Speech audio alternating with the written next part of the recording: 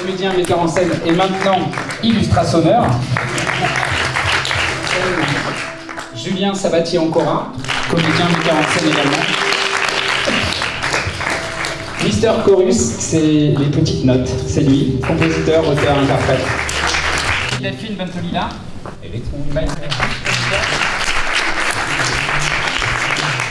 comédienne, metteur en scène. Podcast, c'était les mots, c'était les lettres. Podcast. Bonjour, je suis Paul Monnier, auteur du collectif Podcast and Friends.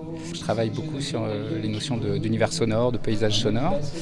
Je crée aussi des charts sonores pour des marques et je suis auteur également. Donc j'écris ce qu'on pourrait appeler une sorte de poésie phonétique qui sert à faire des chansons, à écrire de la poésie rythmique. To lose control, to lose by night, to lose me contrôle, la ville en rose.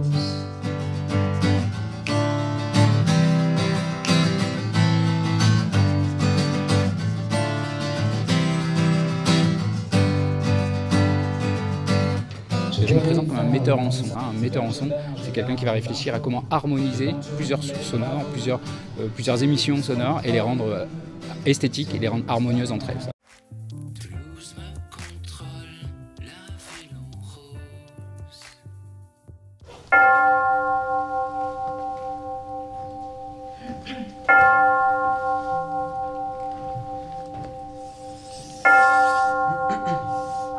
Notre PAF,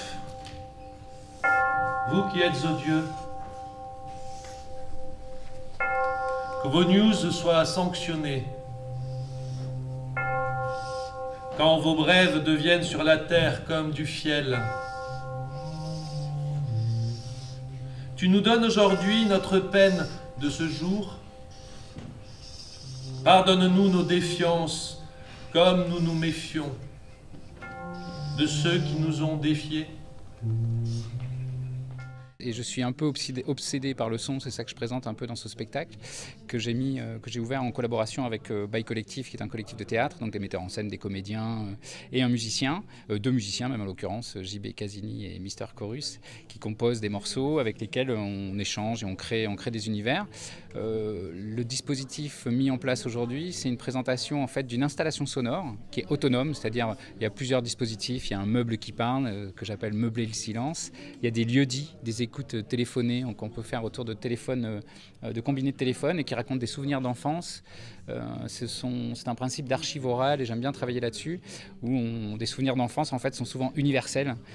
Quand on parle d'un lieu, d'une maison qui nous a marqué, donc des souvenirs d'odeur, de parfum, de bruit, de son, qui sont très très parlants. Et il y a un autre dispositif plus synchronisé de sonorisation stéréo et qui travaille sur deux univers sonores différents qui sont synchronisés et qui superposés racontent une troisième histoire, un voyage et un art contemporain. Les deux superposés deviennent une troisième narration. Voilà, c'est un peu ce côté obsessionnel mais aussi cadré qui me permet de proposer une installation sonore qui va être performative. Et là, ce qu'on va présenter maintenant, c'est une performance théâtrale et musicale, une sorte de concert, mais justement qui présente des univers de tous mes textes, en fait tous les textes que j'écris.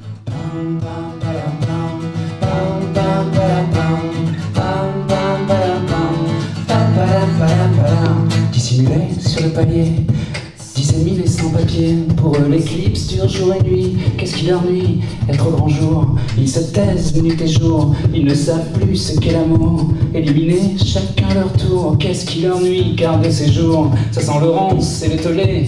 Intolérance et générale. Alors je pense... Alors déjà, il y a eu une semaine de création, de résidence création à la MJC du Pont des Demoiselles, qui nous a permis de travailler sur comment appréhender l'espace d'un plateau, comment disposer des dispositifs sonores sans qu'ils ne se polluent, c'était important. Et puis travail de mise en scène plus théâtrale à laquelle je suis moins habitué et que j'ai pu faire grâce au collectif. Donc on a travaillé pendant une semaine justement sur ça et on va présenter une sorte de work in progress maintenant d'une demi-heure qui essaiera de montrer vers quoi on tend, en tout cas en termes de représentation, pour que cette installation sonore soit à l'accrochage et au décrochage, performative, pour qu'on puisse présenter quelque chose qui soit différent avec le même matériau sonore, c'est-à-dire c'est les mêmes mots, c'est les mêmes bruits, mais on les interprète différemment avec des comédiens et des musiciens. Des étudiants ont trouvé un mot qui caractérise bien le projet. Ils appellent ça, enfin ils ont trouvé que dans mon travail, il y avait un travail d'illustration. Et je trouve que c'est assez parlant. Moi je suis effectivement très passionné de musique, donc j'ai créé une agence de communication depuis 16 ans qui ne fait que la communication par le son. Et petit à petit, j'ai été amené à intervenir sur des territoires un peu laboratoires, comme à l'aéroport par exemple, où travailler sur des signalétiques sonores. Pour un musée d'art contemporain des abattoirs, travailler sur des installations sonores. Au muséum, au Quai des Savoirs, voilà, faire parler des statues. Petit à petit, j'ai fini par mettre la main dans le cambouis, ce que je ne voulais pas faire au début, parce que je voulais faire que du contenu, que de la création. Et je me rends compte que des solutions techniques parfois amènent des ouvertures à un territoire artistique. Et donc ça libère. Voilà. Et après, le partage, le côté collectif est bien évidemment très important dans ce travail, ce que j'ai découvert grâce à Bail Collectif au théâtre, où on a un chorégraphe, un metteur en lumière, un metteur en scène, des comédiens. Moi j'étais là pour la musique et cette collaboration prend quelque chose qui devient très palpable, très plastique, et c'est ça qui m'a plu dans mon Graal, moi, en tant que metteur en son, ce serait de créer un son qui devienne plastique, qui prenne tout l'espace d'une certaine manière. Voilà, c'est un peu l'objectif, même si je sais que je ne l'atteindrai jamais. Donc j'ai besoin aussi d'autres territoires comme le visuel, l'audiovisuel. Donc n'importe quel bruit est un instrument qui s'ignore. Donc vraiment, les compositeurs avec qui je travaille sont des spécialistes souvent de ça, de découpage, d'assemblage, de redécouper pour rythmer un bruit et le rendre mélodieux et musical. Donc c'est ça, la mise en son, c'est un peu travailler tout ce qui est espace sonore, quel que soit le territoire en fait. Ça peut être pour du musée, pour des théâtres, mais aussi pour de la pub, pour de la chanson. En fait, la résidence de création, c'était justement la réflexion qu'on a menée pour essayer de travailler tous ensemble avec le compositeur, le musicien, avec les comédiens, avec la mise en scène, mais aussi le côté dessin que va interpréter Nicolas Dandine ici présent, qui va mettre justement cet espace visuel, qui va l'ajouter. Donc on a essayé de trouver les rouages pour fluidifier un peu les rapports et essayer de créer du lien entre mes textes et tout le reste. C'est vraiment une superposition, une synchronisation de plusieurs univers. On a essayé mais c'est encore une fois un work in progress, donc il nous reste encore du travail.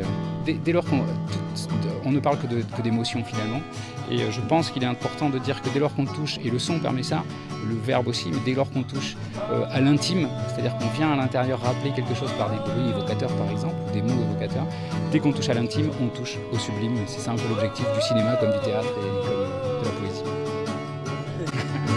Envie de recherche, envie de recherche, envie de recherche, envie de recherche, envie de recherche, envie de recherche, envie de recherche, envie de recherche, envie de recherche, envie de recherche, de recherche.